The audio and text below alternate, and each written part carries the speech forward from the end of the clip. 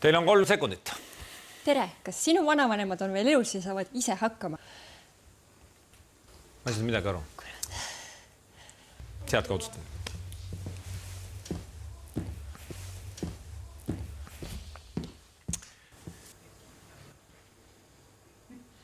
Mida te teete? Te olete nagu android. Aitäh, mina olen Marion Kermeidist. Päris juttu ka räägite või? Ja, Mis te teete siis nüüd? me vahendame hooldustöötajaid nende tellijate vahel. Kes soovib seda tööd üldse teha? Inimesed, kes tahavad raha. Kui palju te teate selliseid inimesi?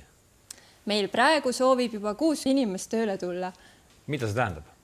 Tooge mõned näited. Näiteks on vaja tuba lõhkuda ja ise ei saa sellega hakkama. Mis see on? Ma ei taha sellist asja.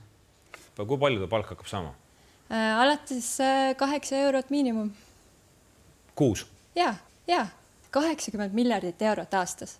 No see pole mingi jutt, mis see tähendab. Ei. Kui mul on vaja pesta, siis mul on vaja üldse seda täna teha, mitte üle homme. No, Miks mul teid üldse vaja? Ma võin kohe need vahvad inimesed, kes teil tahavad teid kõik puid raiuda ja mune pesta, ma võin ise nendele helistada. Nad peavad esiteks olema professionaalid ja teiseks tegu on ikkagi suvaliste inimestega tänavalt. Kuidas üks professionaalne puude lõhkuja erineb inimesest, kes niisama puid lõhub? Nendeta väga paljud inimesed jääksid hätta, nad oleksid pesemata ja hooldamata. Miks te seda teete?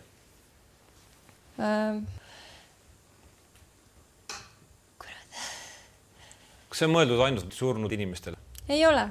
Kuidas teie poole pöördutakse? Kuidas see käib? Kuidas see protsess liigub? Mis teil praegu valmis on? Kui palju te reaalselt inimestele suudate tööd pakkuda, kes on nõus teile tööd tegema?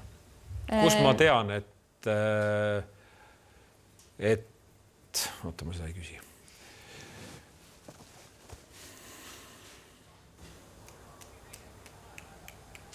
See näeb kole välja.